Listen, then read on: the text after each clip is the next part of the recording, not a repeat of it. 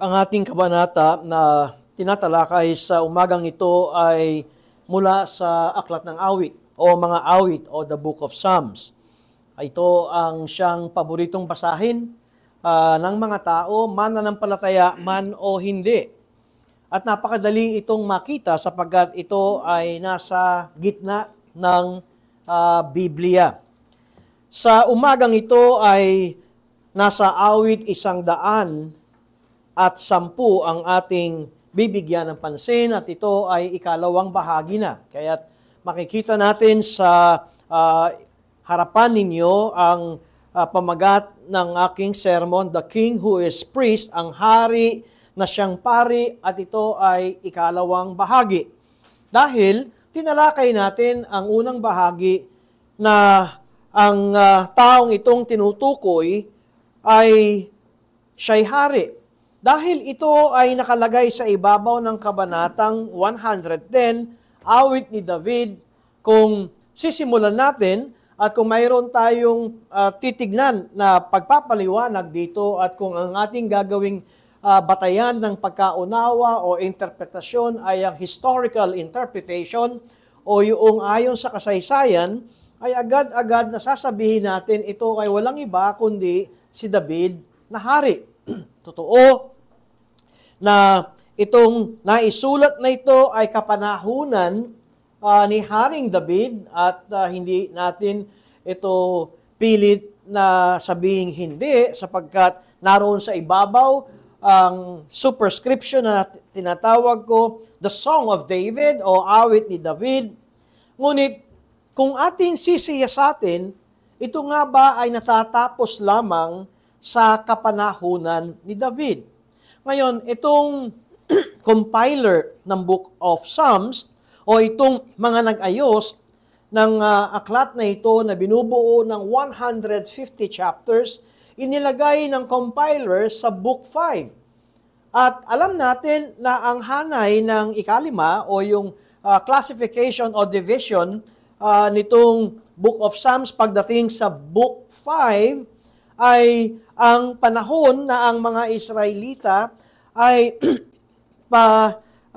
pag sila'y nakalaya at pinabalik mula sa Babylonia, mula sa malayong lugar bilang mga bihag, at sila ay pinabalik mula sa Jerusalem. Ngunit pagdating sa Jerusalem, kung idudugtong natin ang scripture reading natin kanina sa Zechariah, na ang kanilang binalikan na Jerusalem ay hindi yung dating glorious Jerusalem na binibigyan ng karangalan at marami ang humahanga noong panahon, lalo na noong panahon ni Haring Solomon. Ngunit ngayon, ang kanilang pagbabalik ay ang nakalulungkot na bayan sapagkat ito ay wasak at walang templo at ito ay ayon doon sa propetang si Zacarias. Ngayon, kung ito ang Book 5 na inilagay at ito ay ang mga Israelita ay nasa Jerusalem at ang itsura ng Jerusalem ay wasak, kaya naroon ang kanilang panghihina ng loob. Ngunit, ito ay punong-puno ng pag-asa sa kabanatang ito. Ngunit nais ko ring tignan natin na ito ay hindi lamang tumutukoy sa panahon ng mga Israelita, kundi ito ay tumuturo pa sa darating na panahon at ang pagdating ng panahon ito ay muling magiging maluwalhati ang bayang ito. Ngunit ang bayang ito ay hindi na ang bayang panlupa, kundi ito ay ang tinatawag na sa atin sa bagong tipan, ang tinatawag na makalangit na Jerusalem or the heavenly Jerusalem. Makikita natin kung bakit ganito ang direksyon ng aking pangangaral. Nais kong muling basahin sa ating kalagitnaan ang awit 110. Pakinggan natin ang salita ng Diyos. Sinabi ng Panginoon sa aking Panginoon, umupo ka sa aking kanan, hanggang sa aking gawing tuntungan ng iyong paa ang iyong mga kaaway. Iuunat ng Panginoon ang setro ng iyong kalakasan mula sa Zion Mamuno ka sa gitna ng mga kaaway mo, kusang loob na ihahandog ng iyong bayan sa araw ng iyong kapangyarihan, sa kagandahan ng kabanalan, mula sa bukang liwayway ng umaga, ang iyong kabataan ay darating sa iyo na hamog ang kagaya. Sumumpa ang Panginoon at hindi magbabago ang kanyang isipan. Ikaw ay pari, magpakailanman, ayon sa pagkapari ni Melkisedek. Ang Panginoon ay nasa iyong kanang kamay. Dudurugin niya ang mga hari sa araw ng kanyang puot.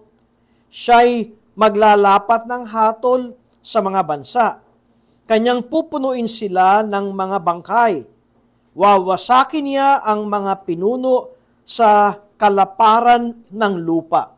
At huling talata, siya'y iinom sa batis sa tabi ng daan, kaya't ang kanyang ulo ay kanyang itataas. Pagpalain nawa tayo ng pagbabasa ng salita ng Diyos.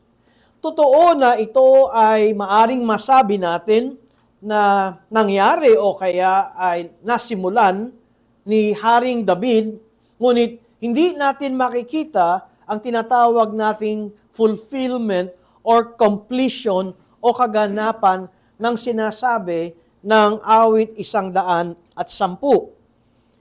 Sapagkat ito ay isang eschatological o tinatawag na kabanata ng awit na tumuturo sa darating pang panahon, sa panahon na hinihintay natin na mangyari.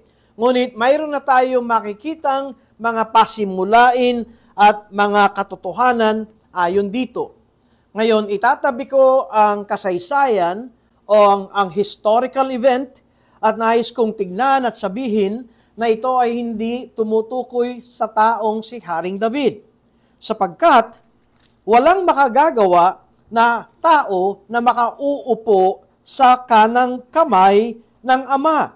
Dito'y makikita natin sa unang talata, sinabi ng Panginoon at mapapansin nating paulit-ulit kong sinasabi, bantayan natin ang ngalang Panginoon kapag ito ay all capital letters. Ito yung tinatawag ng mga scholars sa Old Testament na tetragrammaton o kaya ito si Yahweh.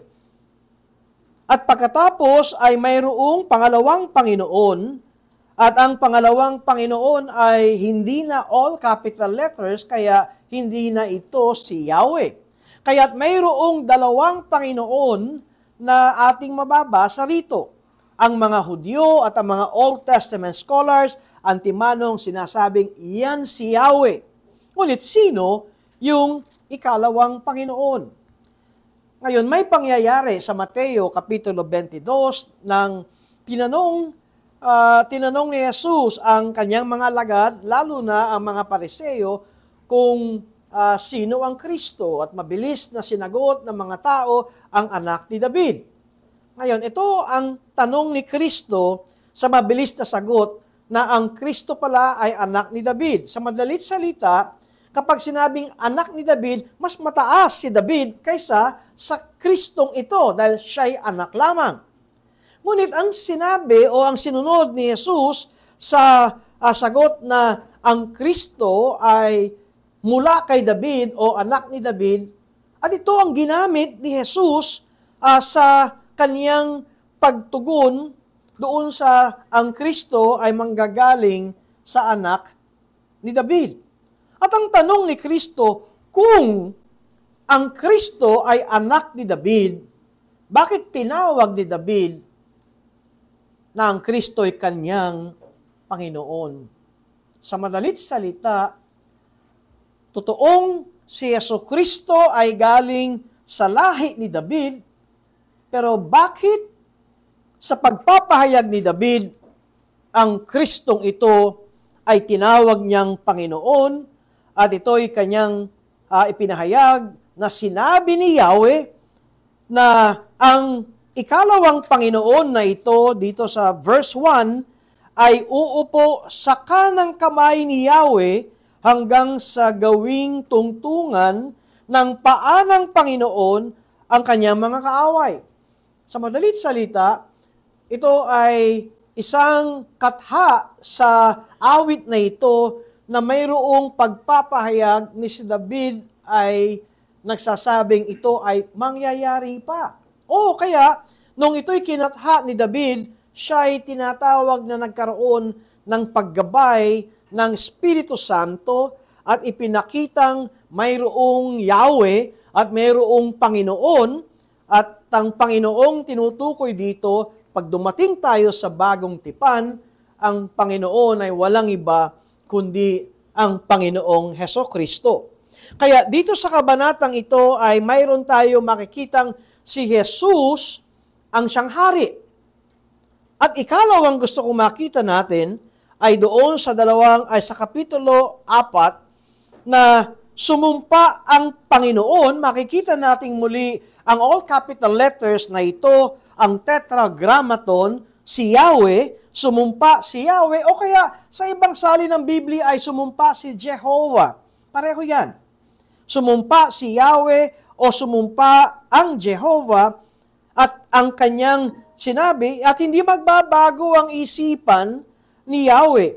At ito ang kanyang sinabi doon sa ikalawang Panginoon. Ikaw ay pari magpakailanman. At ikaw ay paring magpakailanman at ayon sa pagkapari ni Melchizedek. Kaya mapapansin ninyo sa pangangaral na ito, bagaman si David ay maaring masabi natin ito ay kanyang nagawa, sa paanong paraan si David ay hari, at pangalawa ay meron din tayo makikitang parang ministeryo o gawa ni David na siya ay may pagkapari. Alam niyo kung paano? Pagka binabasa natin ang mga aklat na sulat ni David sa awit, ang pari ay namamagitan sa Diyos at sa tao. Si David ay may mga katha dito sa aklat ng awit na ang kanyang panalangin ay tila makikita nating namamagitan siya sa bayang Israel at sa Diyos. Kaya meron siyang priestly function. Pero ito ay kakaiba sapagkat si David ay namatay. Kaya siya ay hindi maaring maging haring forever, hari na walang hanggan o walang katapusan, at hindi rin siya maaring maging pari na forever dahil siya'y namatay. At hindi rin pwedeng ito ay pari ng mga Israelita, hindi natin masabing ito ay high priest ng Israel dahil ang paring ito na sinasabing ayon sa pagkapari ni Melchizedek ay pangwalang hanggan, ay forever. Kaya sino ang makikita natin na tumuturo dito sa Psalm 110? Ang isang magandang gabay sa pagkaunawa natin ng buong Biblia ay kapag binabasa natin ang Old Testament, ang matandang tipan, ay dapat mailagay sa ating isipan, hindi natatapos ang pagpapahayag ng Diyos at ng kanyang plano sa Old Testament. Ito ay mayroong tinuturong darating pa. At ang darating na ito ay ang mga mababasa natin sa New Testament.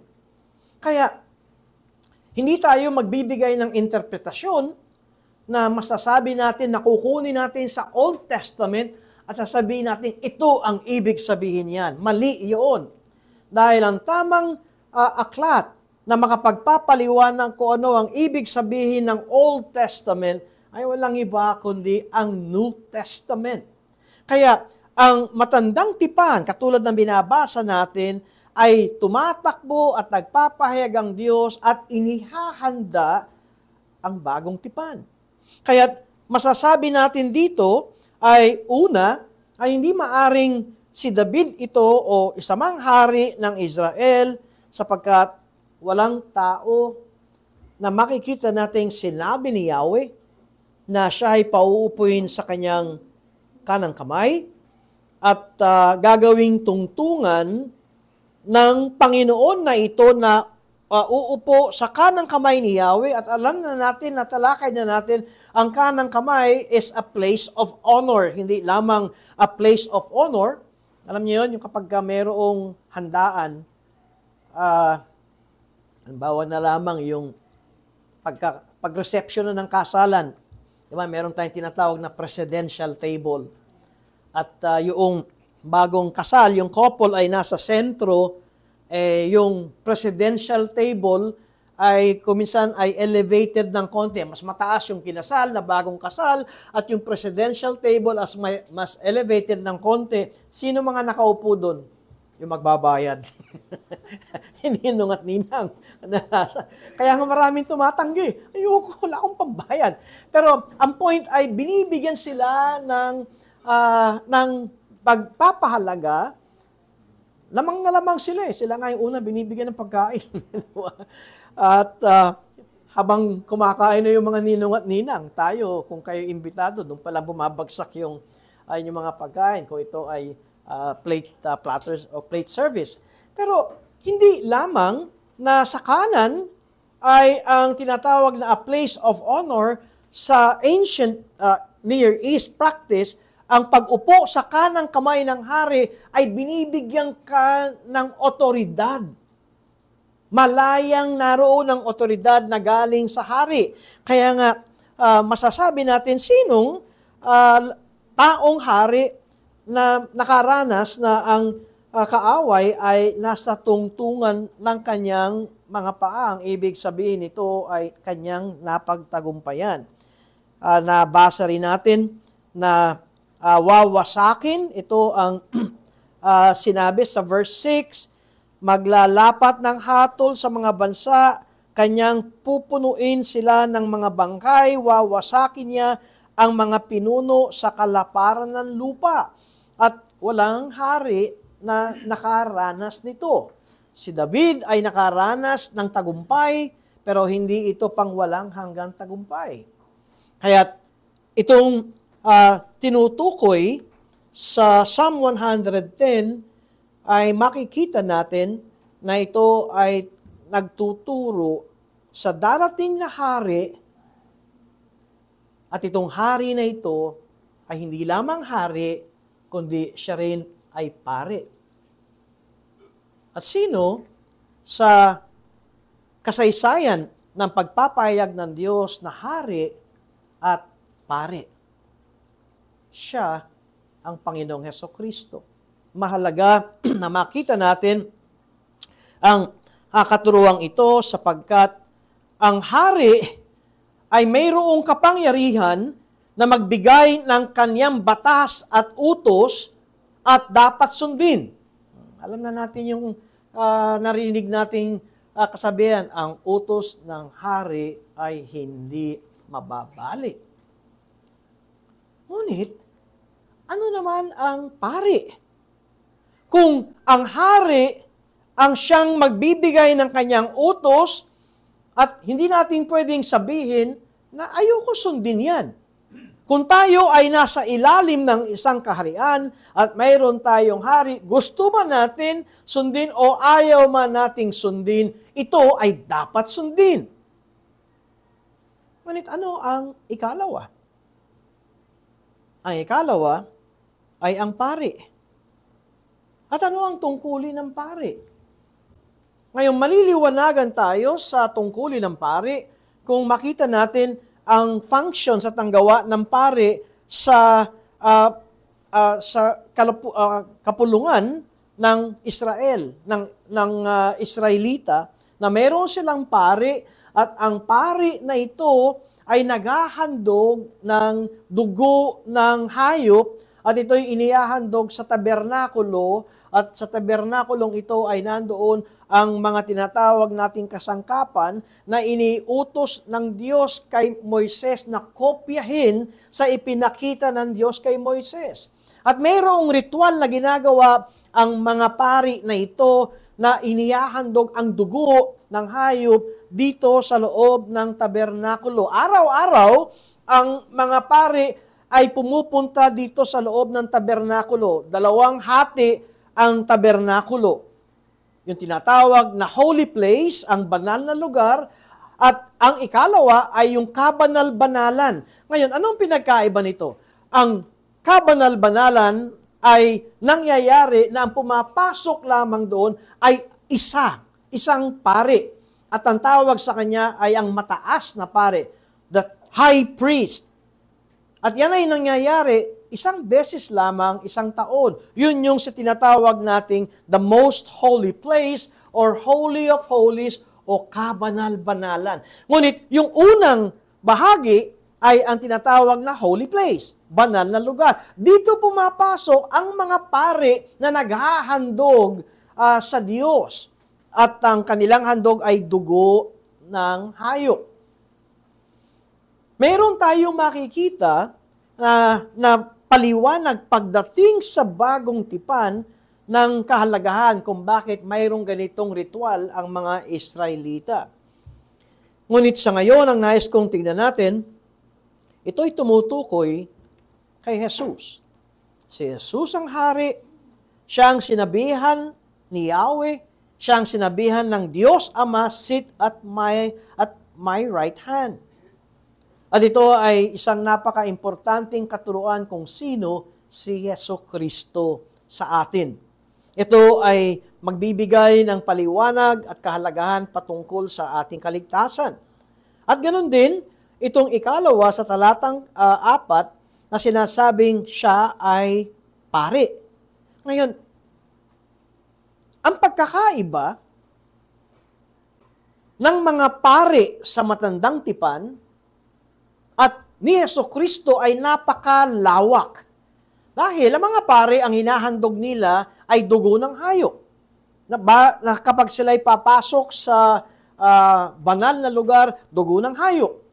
Ang high priest o yung pinakamataas sa kanila at ang unang-una ay si Aaron sa panahon ni Moises, siya'y papasok doon sa kabanal-banalan, the Holy of Holies or the most holy place, mayroon din siyang dalang dugo.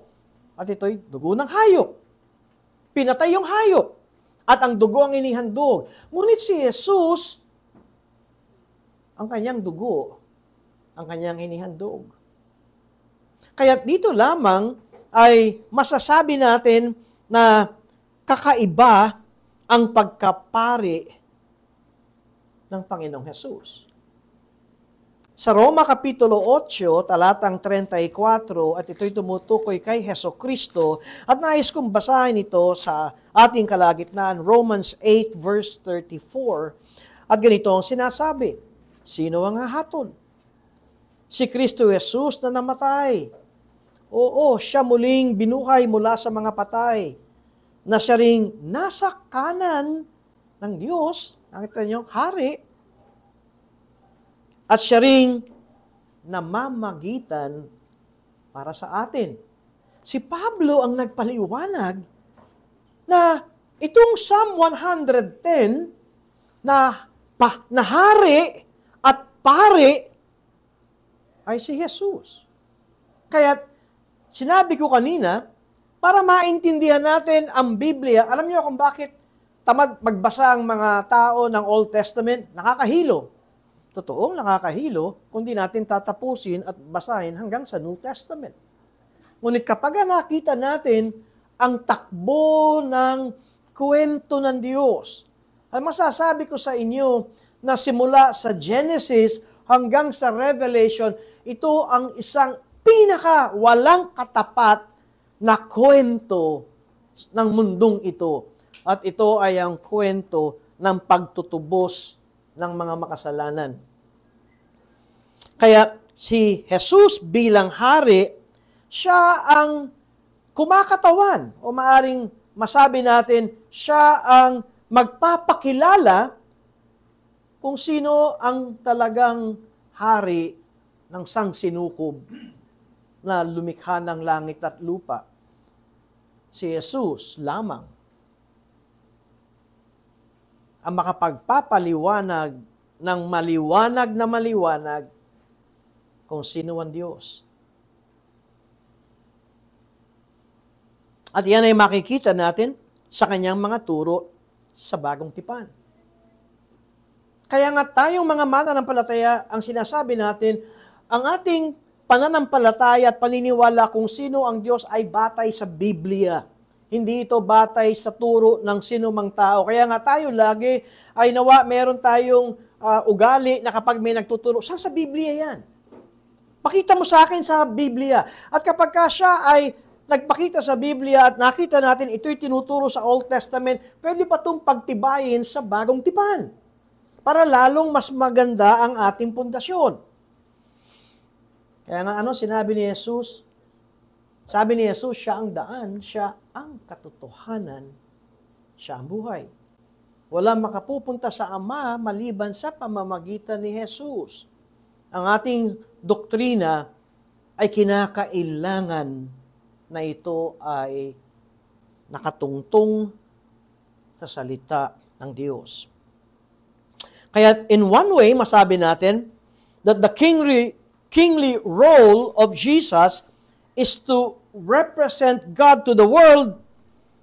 At pagkatapos, dito sa Roma 8:34, siya rin ang namamagitan sa atin. Siya'y hari at siya'y namamagitan, pari sa atin. Hindi ito pwede mangyari sa matandang tipan. Alam niyo ba? Nung ito ay ipinapahayag sa Psalm 110, at kung nauunawaan ito ng isang Israelita o ng isang Hudyo, sasakit ang ulo niya. Dahil hindi pwedeng magsama sa Old Testament ang king at saka ang priest. Alam niyo kung bakit? Ang hari ay galing sa tribo ni Huda. Ang pare o ang priest ay galing sa tribo ni Levi. At ang Israel ay binubuo ng 12 tribo, si Jacob ang kanilang tatay, kaya nga meron tayong makitang 12 tribes of Jacob. Ito ay ang 12 anak ni Jacob na lalaki, at ang bawat pangalan na iyon ay nagkaroon ng tribo, nagkaroon ng lahi, at ayon sa kapahayagan ng Diyos, ang hari ay manggagaling sa tribo ni Huda. Si David ay galing sa tribo ni Huda. At yan ang ipinahayag ng Diyos kay Jacob, na ang setro ay manggagaling sa tribo ng Huda. At makikita natin na ang pare ay nanggaling sa lahi ni Levi, kaya nga si Aaron ay galing sa lahi ni Levi. Magkahiwalay. Pero dito lamang ay makita natin nagkaroon ng pagkakaisa ang hari at ang pare. Hindi ito dalawang tao, kundi ito ay one person, isang tao na may dalawang function. Magandang maunawaan natin to para sa ikakatatag ng ating pananampalataya. Dahil unang-una, makita natin na itong sa Psalm 110 na ito, na ang kanyang pagkapari ay galing sa order ni Melchizedek. Sa hanay ni Melchizedek. Ikaw ay ayon sa pagkapari ni Melchizedek.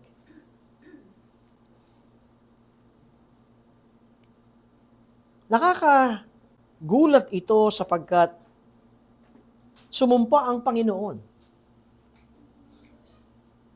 At sinasabi, hindi nagbabago ang kanyang isipan.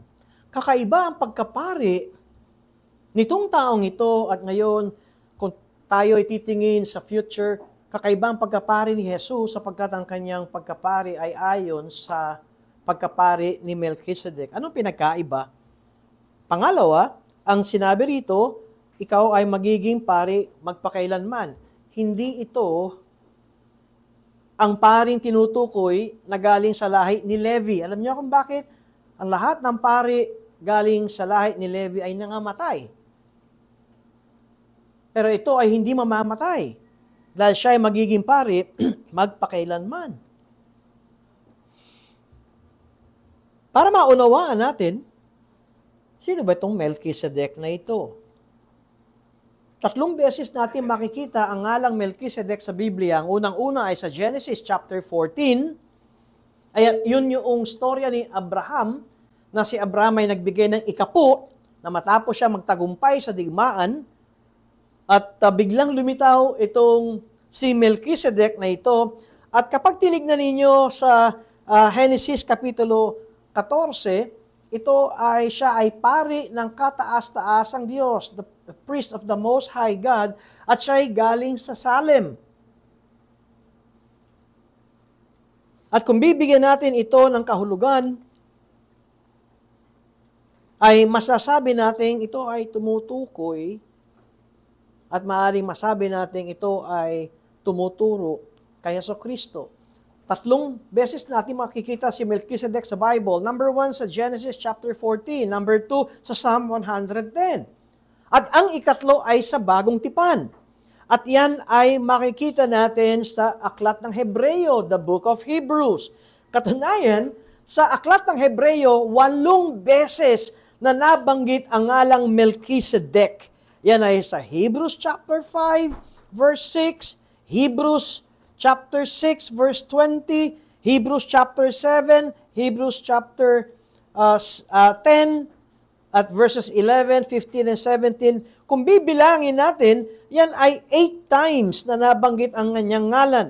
Ngayon, 4 na beses sa Hebreo ay makikita natin na sinasabing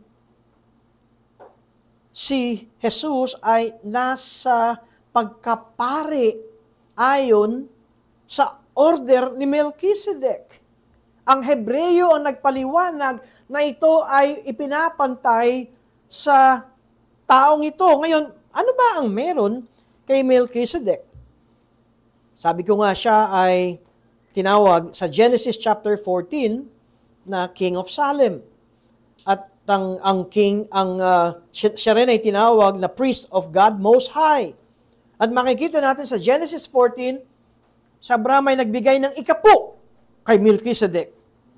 And Melchizedek blessed Abraham. Ngayon, si Melchizedek ay hindi si Jesus. Bagamat mayroong iba't ibang mga paliwanag, si Martin Luther ay may paliwanag, si Origen, si Ambrose, iba-ibang kanilang paliwanag, at hanggang sa itong mga taong ito nagsabing, siya si Jesus. Wala naman tayo makikita sa Bible. Yun ang point ko. Kahit na ang nagsabi ay si Martin Luther, si Origen, si Ambrose, yan ay mga church fathers, pero kapag sinasabing siya ay anghel, siya si Jesus, saan sa Biblia na sinasabing siya ay si Jesus? Wala tayong mababasa. Kaya pwedeng sabihin, Martin Luther, medyo may sablay ka doon. Origen, Ambrose, may sablay ka doon. Dahil hindi ito tinuturo sa Bible.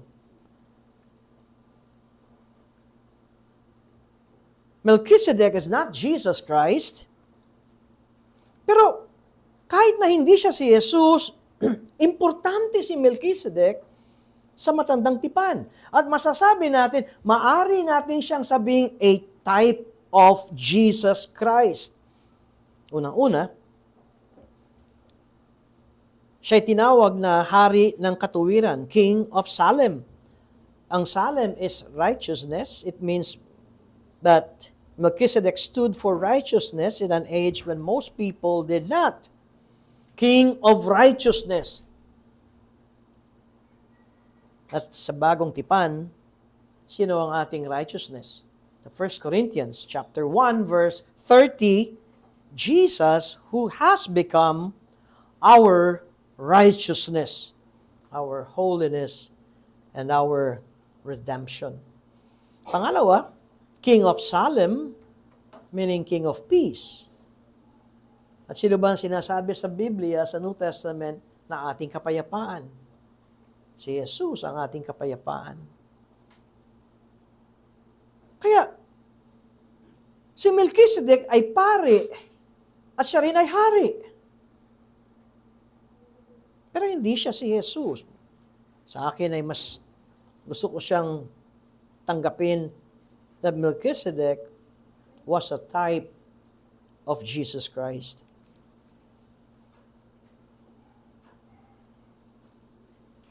Walang hari na maaring maging pari. At walang pari na maaring maging hari. Alam niyo, merong isang hari na nagsubok na maging pari. at siya'y nagkaroon ng ketong. Alam niyo kung sino itong tinutukoy ko? Si Haring Uzziah. Si Haring Uzziah, sa 2 Chronicles chapter 26, dahil siya'y napakagaling, tumahimik ang kanyang paghahari. Naging hari siya ng edad na 16 years old. Naging mayaman ang kanyang kaharian. At magaling siyang mag-organize, magaling siya sa kanyang military exploits, magagaling ang kanyang mga commanders. Sa madalit salita, umunlad ang kanyang kaharian sa panahon ni Haring Uzziah. Pero, ito ang naging problema kuminsan. Kapag ka ikaw ay nagtatagumpay, lumalaki ang ulo. At si Uzziah ay lumaki ang ulo at bigla niyang ginustong siya'y maghandog sa Diyos. Ang ibig sabihin, gusto niyang angkinin na siya'y maging pare. Pinigilan siya ng mga pare na huwag mong gawin yan. Ikaw ay hari. At habang pinipilit ni Haring Uzziah na maglingkod at gawin ang function ng pare, biglang nakita nilang nagkaroon ng ketong si Uzziah sa kanyang noo. Hanggang sa siya'y namatay, naketongin. Nakita niyo yung point na pinapakita ko, hindi pwede na kapag ikaw ay pare, madali mong gusto, o ikaw ay hari, di ba, sabi ko nga, ang utos ng hari hindi nababali. Pwede kong sabihin, bukas, gusto kong ako'y maging pare. At ito, naging halimbawa.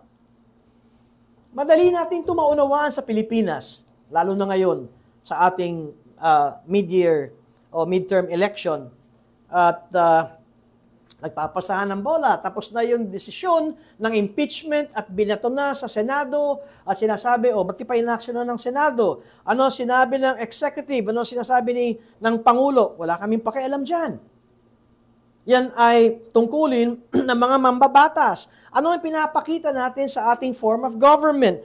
Ang ipinapakita natin dito ay yung tinatawag nating balance of governmental power. Meaning, na iba ang kapangyarihan ng legislative, ng mambabatas, iba ang kapangyarihan ng executive, iba ang kapangyarihan ng judiciary. Meron tayong 3 forms of government. Kung bakit tayo meron 3 forms of government, alam niyo kung bakit? Para wag umabuso ang nasa katungkulan. Para wag umabuso ang presidente, ay meron tayong mga mambabatas. Kaya meron tayong saligan batas. At meron tayong mga nasa Congress, sa Senate na gumagawa ng batas. Kaya meron tayong judiciary na mga hukom para tignan kapag umaabuso saan ang ating apila. Dahil human beings cannot be trusted with excessive or uncheckable power. Kaya meron tayong 3 branches of government. Sa iglesia, kapag si pastor lang lagi nasusunod, at kapag kinontra niyo ako at sasabihin ng pastor, touch not the Lord's anointed, baka kayo magkaroon ng ketong, inaaway niyo ako, basta ko noon, desisyon ko ay dapat na mangyari.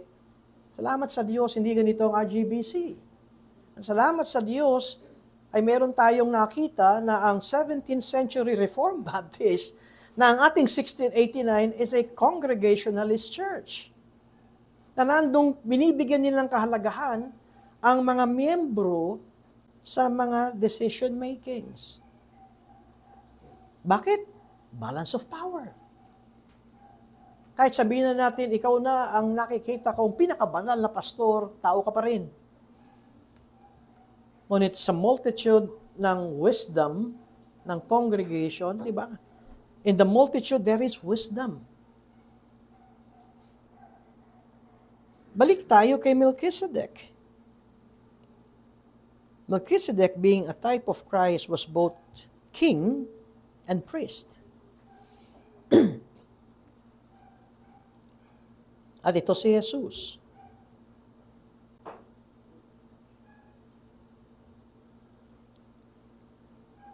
Anong ibig sabihin na si Jesus ay hari forever and priest forever? Kadalasan, kapag sinasabi nating si Jesus ang ating high priest, siyang namatay para sa atin. Pero hindi natin nakikita, si Jesus ay pari at nakaupo sa kanang kamay ng Diyos ngayon at siya ay pari forever. Ang isang bagay kung bakit nawawala ang ating pag-asa kung tayo'y anak ng Diyos ay kapag tayo ay nahuhulog sa kasalanan. At kapag tayo ay binabagabag ng ating konsyensya. At kapag tayo ay nakakakita ng, bakit ganyan ka? Hindi ba dapat hindi ka ganyan kasi ikaw ay anak ng Diyos? At kung pakikinggan nga natin yung ganong salita, oo nga, baka nga hindi ako anak ng Diyos. Paano ka naging anak ng Diyos? Paano tayo naging anak ng Diyos? Ang maliwanag sa banal na kasulatan, kaya tayo naging anak ng Diyos ay bago pa nilikha ng Diyos ang langit at lupa ay meron na siyang mga chosen. Meron na siyang mga hinirang. At bago pa nilikha ang langit at lupa ay meron ng tinatawag na pag-uusap ang Ama at ang Anak at kasamang Espiritu Santo na may ibibigay ang Ama, si Yahweh, sa kanyang anak. At ito yung mga hinirang. At itong mga hinirang na ito, dito ihahandog ng kanyang anak ang kanyang buhay. Si Jesus, ang ikalawang persona ng Trinidad ay mamamatay para sa mga hinirang. At ang magbabago ng puso ng mga hinirang na ito na si Jesus ang siya nagbayad ay ang banal na Espiritu. Kaya dito pa lamang ay meron na tayo makikita na tinatawag na pagkilos ng tatlong persona ng isang Diyos. Paano natin malalaman yun? Dahil ipinahayag sa Biblia. Before the foundations of the world, sabi ni Pablo sa mga taga-Epesong Kristiyano, you were chosen. Hindi naman natin malalaman yun. Hanggang sa tayo'y naging anak ng Diyos. Hanggang sa tayo naging born again. At doon lamang na as we read the Bible ay liliwanag, kahanga-hanga, ang plano ng Diyos kung paano ko naging isang anak ng Diyos.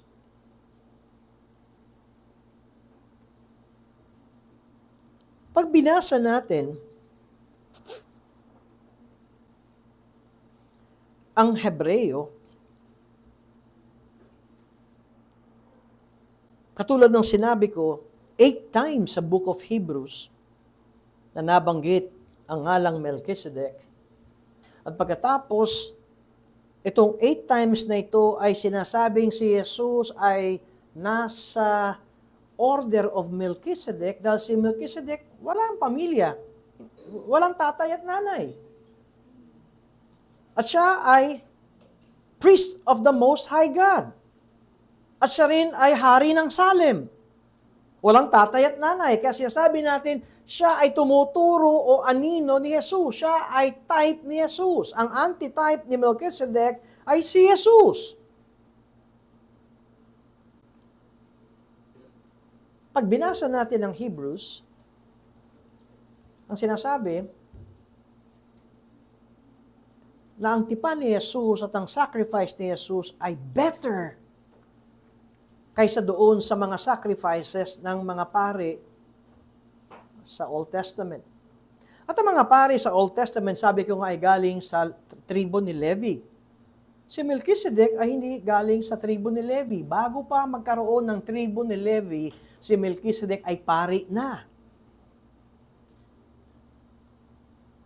Kaya, pag kinu-compare natin ito, at pumunta tayo sa Book of Hebrews, ang sinasabi dito ay ang pagkapari ni Jesus is superior to that of Aaron. Mas mataas, mas matayog, at kakaiba ang pagkapari ni Jesus kaysa sa pagkapari ni Aaron. Anong unang pinagkaiba? Ang inihandog ni Aaron ay dugo ng hayop. Ang inihandog ni Jesus ay ang kanyang sariling dugo. At ito pa ang sinasabi ng Hebreo. Ang inihahandog ng mga pari sa matandang tipan na dugo ay hindi nakapagpapalinis ng konsyensya.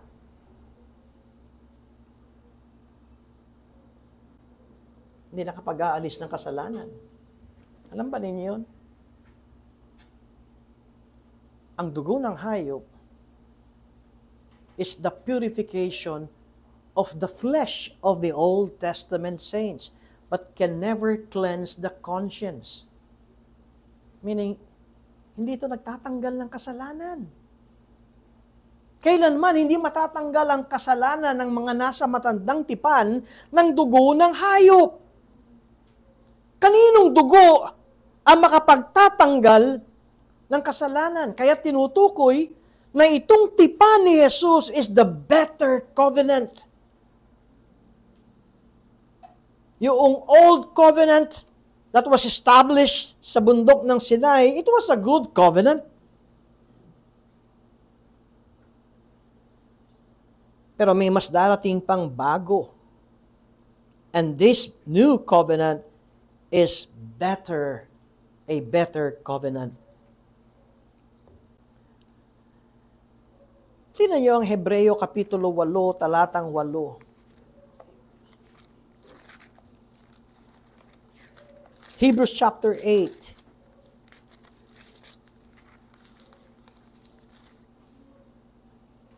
Sapagkat na makakita ang Diyos ng kapintasan sa kanila ay sinabi niya. Pakinggan niyo ang sinabi ng Panginoon. At ito ay hango sa Jeremiah chapter 31, simula sa verses 31 to 34. Pero ngayon tayo ay nasa Hebreo 8, talatang 8 hanggang 13. Ayon, ang mga araw ay tiyak na darating, sabi ng Panginoon, na ako'y gagawa ng isang bagong tipan sa sambahayan ni Israel at sa sambahayan ni Huda, hindi ayon sa tipang aking ginawa sa kanilang mga ninuno. Ng araw na hawakan ko sila sa kamay upang sila'y ihatid papalabas sa lupain ng Ehipto, sapagkat sila'y hindi nagpatuloy sa aking tipan. Kaya alam natin, ang tinutukoy dito ay sa pamumuno ni Moises nung sila ay itinawid sa kamay ng paraon at sila ay ginala sa bundok ng Sinai. Sapagkat sila hindi nagpatuloy sa aking tipan, kaya ako'y hindi nagmalasakit sa kanila, sabi ng Panginoon. Verse 10 ng Hebrews 8, ito ang tipang aking gagawin sa sambayan ni Israel. Pagkatapos ng mga araw na iyon, sabi ng Panginoon, ilalagay ko ang aking mga kautusan sa kanilang pag-iisip. At isusulat ko ang mga iyon sa kanilang mga puso. At ako ay magiging Diyos nila at sila ay magiging bayan ko. At hindi magtuturo ang bawat isa sa kanila sa kanyang kababayan o magsasabi ang bawat isa sa kanyang kapatid, kilalanin mo ang Panginoon sapagkat ako'y makikilala nilang lahat mula sa pinakahamak hanggang sa pinakadakila sa kanila. Sapagkat ako'y magiging mahabagin sa kanilang mga kasamaan at ang kanilang mga kasalanan ay hindi ko naaalalahanin pa. Ang kanilang mga kasalanan, alam nyo, kung dudugtungan ko, kahit na nakagagawa pa kayo ng kasalanan, kung kayo ay nasa ilalim ng bagong tipan na ito, ang inyong kasalanan ay hindi na aalalahanin pa ng Diyos.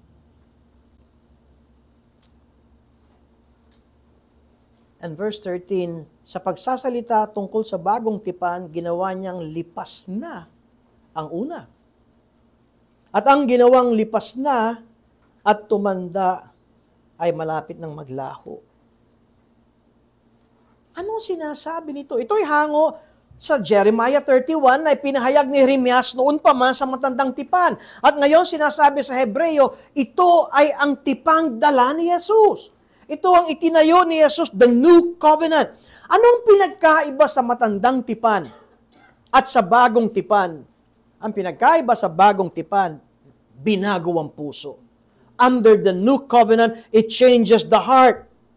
Kaya't ang lahat ng nabago ang puso at mayroong pagkilos ang Diyos, nakikilala nila ang Diyos, and they are able to obey God. Nakita nyo ang mga Israelita, kahit na nandun sa bato, yung 10 utos at nakalagay sa arko, at kahit itago nila yon, paulit-ulit na sila'y lumili sa kalooban ng Diyos. Ngunit, kung ikaw ay isang anak ng Diyos, kung ikaw ay binago ng Diyos ang iyong puso, ikaw ba ay nagkakasala pa rin? Oo. Perpekto ka ba? Hindi. Pero dahil ikaw ay anak ng Diyos, binago ng Diyos ang iyong puso, kilala mo siya. Kuminsan, alam mong mali ang ginagawa mo. Alam mo, inaamin mong mali ang ginagawa mo.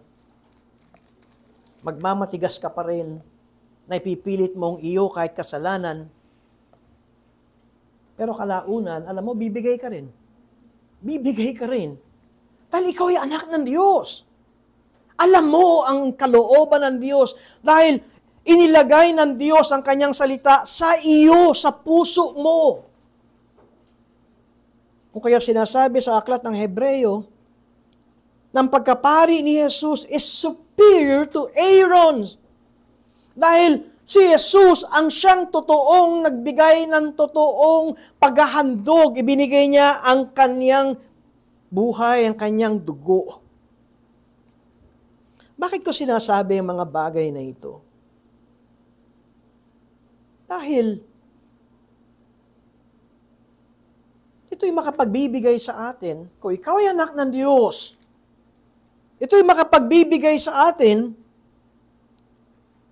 ng pag-asa, ng kapayapaan, ng katiyakan. Hebreo Kapitulo 9, talatang 12, dagdagan ko pa, at sinabi rito hanggang talatang 14, Hebrews 9 verses 12 to 14, at hindi rin sa pamamagitan ng dugo ng mga kambing at ng mga toro, kundi sa pamamagitan ng kanyang sariling dugo. Siya'y pumasok na minsan magpakailanman sa dakong banal, sa gayoy tiniyak ang walang hanggang katubusan, sapagkat kung ang dugo ng mga kambing at dugo ng mga toro at mga abo ng dumalagang baka, na winiwisik sa mga nadungisan, ay makapagpapabanal sa ikalilinis ng laman. Ngayon, nakita ba ninyo, ang ginagawa nilang ritual sa matandang tipan ay nakapaglilinis ng laman, pero hindi konsyensya. Sa verse 14, gaano pa kaya ang dugo ni Kristo na sa pamamagitan ng walang hanggang espiritu ay inihandog ang kanyang sarili sa walang dungis sa Diyos, ay maglilinis ng ating budhi mula sa mga gawang patay upang maglingkod sa Diyos na buhay. Kaya kung may pumapasok sa isipan mo at mayroon pang isang anak ng Diyos na binubungangan kang hindi ka anak ng Diyos, pero alam mong ikaw ay anak ng Diyos, ang konsyensya mo ay nagsasabing si Jesus ay namatay sa iyo. Alam niyo ang pinakamahirap kuminsan? Ang isang anak ng Diyos ang tagabintang sa iyo, hindi ka anak ng Diyos. Hindi ka anak ng Diyos. Ngunit kung ikaw ay anak ng Diyos at nandoon ang salita ng Diyos sa iyo, at alam mong ikaw ay anak ng Diyos dahil binago ka ng Diyos, of course, sabi ko nga, ano bang hinahanap natin? 100% perfection ng isang anak ng Diyos? That would be impossible. As long as we are in this world. Ngunit meron tayong kapayapaan. Ang konsyensya natin ay nalilinisan. Tingnan niyo, because Christ died for His elect once for all. Minsan lang siya namatay. Alam niyo ba kung bakit sa Old Testament ay araw-araw naghahandog ang mga pare? Kasi araw-araw naalala nila ang kanilang kasalanan. Iniisip nila, kulang. Ang high priest, once a year, inuulit-ulit ito dahil hindi talaga nakapagtatanggal at nakapaglilinis ng konsyensya. Ngunit ang dugo ni Kristo ang siyang nakapaglilinis ng konsyensya. That's why Jesus' priesthood is superior. Why? Because it did not need to be repeated.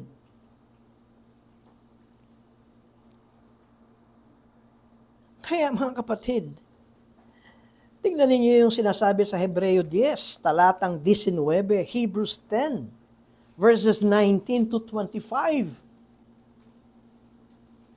Kaya mga kapatid, yamang may tuon tayong pagtitiwala na pumasok sa sanktuaryo sa pamamagitan ng dugo ni Jesus.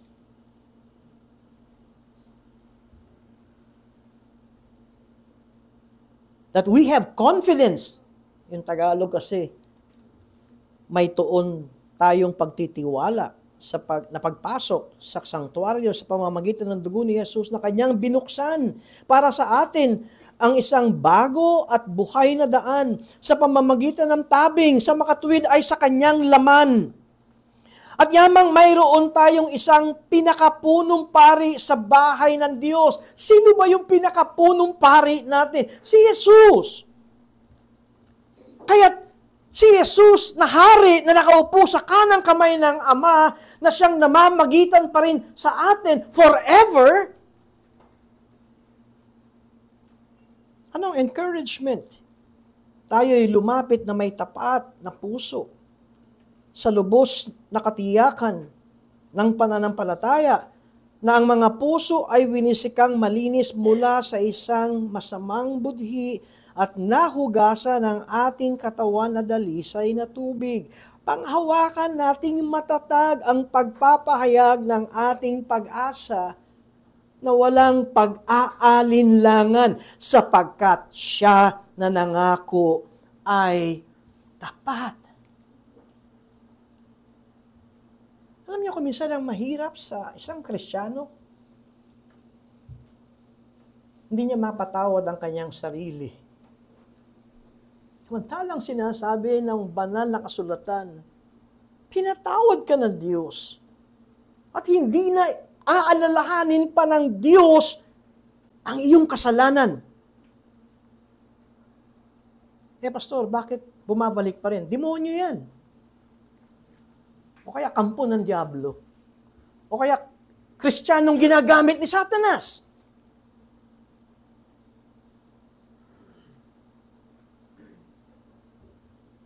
Verse 24 ng Hebrews 10. At ating isaalang-alang kung paanong gigisingin ang isa't isa sa pag-ibig at sa mabubuting gawa na huwag nating pabayaan ang ating pagtitipon gaya ng ugali ng iba. Sa mga nanlalamig, sa mga nagbabackslide, sa mga sinasabi kong ayoko na mag-church, natitisod ako sa iyo. Anong gagawin natin? Atin silang bigyan ng encouragement, palakasin ang loob ng isa't isa, lalong-lalo na kapag inyong nakikita na papalapit na ang araw. Kung maintindihan natin ang pagkapari ni Jesus, at hindi lamang nung siya'y namatay sa krus at nabuhay na muli at umupo sa kanang kamay ng Diyos, tapos na, malaking kawalan ang buhay nila ng ating pagiging Kristiyano. Siya'y nakaupo sa kanang kamay, hari. Pero siya'y nananalangin at namamagitan pa rin sa atin. Sino yung accuser of the brethren? Sino yung laging tagabintang sa mga Kristiyano? Si Satanas. At marahil kahit isa-isahin at perfect ang listahan ni Satanas at inaakusahan tayo kay Kristo, tingnan mo yung anak mong yan. Tingnan mo yung sinasabing siya'y born again. Itong listahan ng kanyang mga kasalanan, nakarolyo pa yun, siguro. Anong sagot ni Jesus? Namatay ako para sa kanya. Ang dugo ko ang luminis ng kanyang kasalanan. Alam niyo ba't sinasabi ko ito? Dahil kung hindi kayo nasa ilalim ng tipan ni Jesus, kung di nyo kinikilalang si Jesus ang hari at naunawa nito at di nyo nakikita ang pagkapari ni Jesus, at kung di kayo mananampalataya, alam nyo saan kayo makikita? Sa paanan ni Jesus, sa tungtungan ni Jesus. Yun yung sinabing, dudurugin kayo ng paan ni Jesus.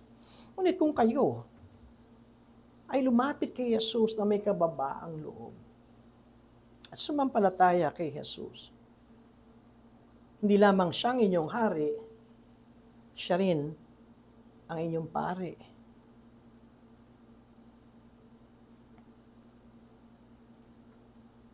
Kaya kung natitisod tayo sa ating kapatid,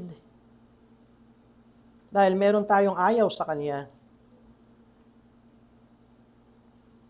meron nga akong biro. Ang biro ko ay mananalangin ako kay Jesus. Lord Jesus, pakidagdag sa panalangin siya. Di ba? Kasi ang kulit eh. Pasaway. Biro yon. Of course, kung tayo'y nakakalimot ipanalangin ang ating mga mahal sa buhay at ang ating mga kapatid, kung ang pastor ay nakakalimot sa tungkulin niya na ipanalangin isa-isa ang binigay sa kanyang kawan at pagtitiwala ng Panginoon, kailanman ang ating high priest, ang ating king priest, ay hindi nakakalimot. Kung ikaw ay hindi mananampalataya, have you trusted Jesus?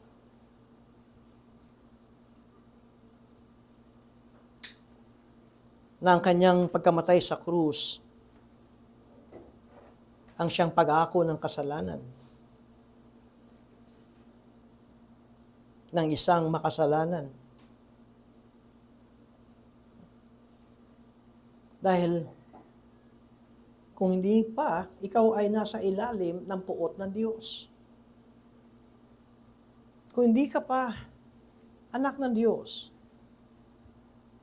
kung hindi ka lumalapit kay Jesus, ang totoo, ikaw ay nasa ilalim ng puot ng Diyos. Ikaw ay nasa ilalim ng paghahaton ng Diyos. Imaginein mo, ang paa ni Jesus nakaapak sa leeg mo.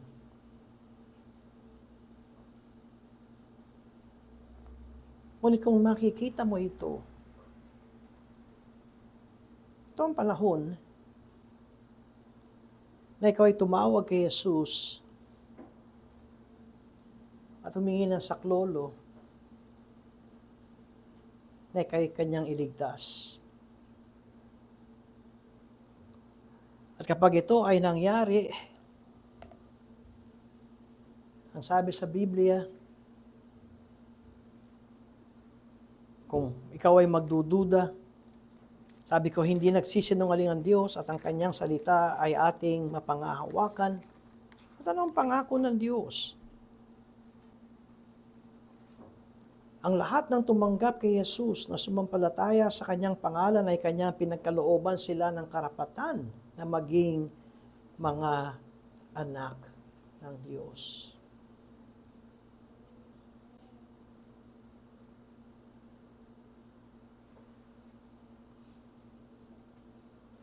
Si Jesus ay hari. Kung ikaw ay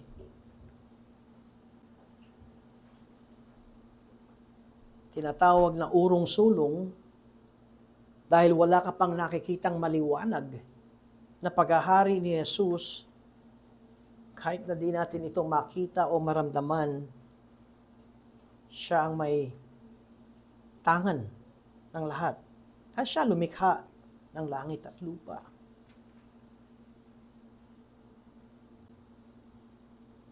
Katunayan, ang sabi sa Biblia, the earth is the Lord's and the fullness thereof. Kahapon ako ay inanyayahan na manalangin sa isang business opening ng aking kapatid. Number one na sinabi ko, kung bakit importanteng ako'y mananalangin at bakit importanteng kayo'y mananalangin. First is your declaration that this business is the Lord's. Ng inyong negosyo ay sa Diyos. Oo, pinaghirapan niyo yan, nagpundar kayo, nag-invest kayo ng pagkalaki-laking pera. Pero ang negosyong ito ay sa Diyos. At ano kayo? Stewards. Kayo'y pinagkatiwalaan ng Diyos. Darating ang araw, tatayo ang mga tao na binigyan ng kayamanan dahil sinabi rin sa banal na kasulatan, it is the Lord who gives you wealth. Anong binigay nyo? Anong ginawa nyo sa kayamanang ibinigay ko sa inyo? Was it used for my glory or for your own? Si Jesus ay hari. Nariyan ang kanyang pangangalaga. Siya ang may-ari ng lahat. Ngunit si Jesus din ay pari sa kanyang mga anak, sa kanyang mga hinirang, at may darating na paghuhukom. Kung ikaw ay namatay, tapos na ang iyong buhay. Ikaw ay huhukuman. Kung ikaw ay anak ng Diyos, walang paghuhukom. Dahil si Jesus ang namatay para sa iyo. At sino ba ang hahatol? Ang sabi kanina sa Roma 8, si Jesus. At itong babalikan natin sa awit 110 ay nagpapakita ng puot ng Diyos sa mga di mananampalataya. Kaya, isipin nyo ngayon, gusto mo bang ikaw ay dudurugin ng paanan ng haring si Jesus? Or gusto mong ikaw ay itataas ni Jesus? Alam niyo yung sinabi ni Pablo sa mga mananampalataya sa Efeso,